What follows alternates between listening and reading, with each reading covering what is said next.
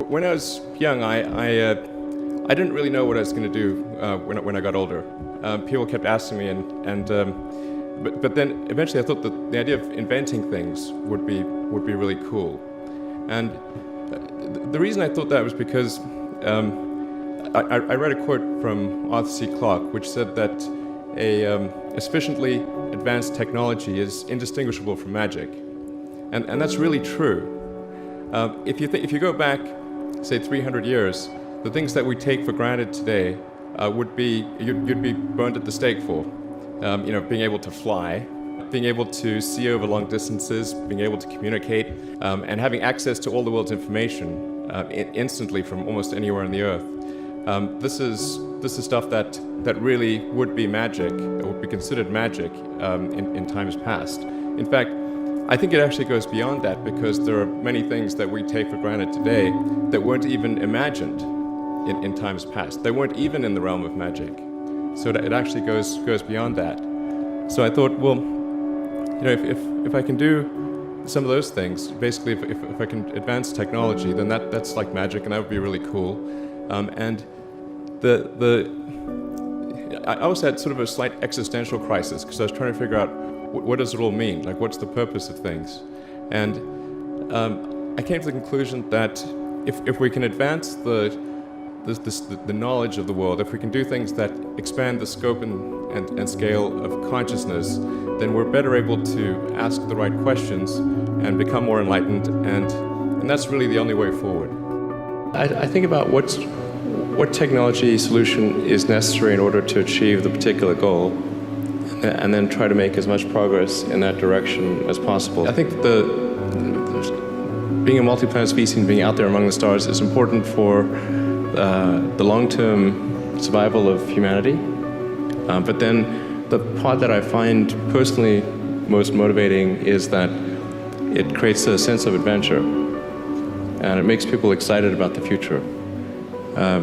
If you consider two futures, one where we are forever confined to Earth until eventually something terrible happens, or another future where we are out there on many planets, maybe even going beyond the solar system.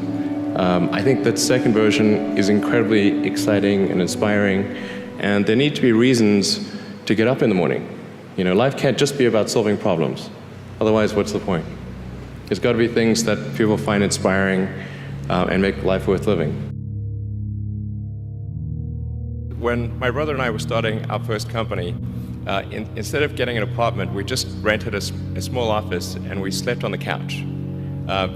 And we showered at the YMCA, and we're so hot up we had one computer, so the website was up during the day, and I was coding at night, 7 days a week, all the time.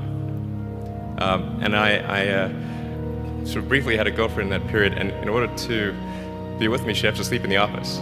So work hard, like every waking hour. That's the thing I would say particularly if you're starting a company. A natural human tendency is wishful thinking.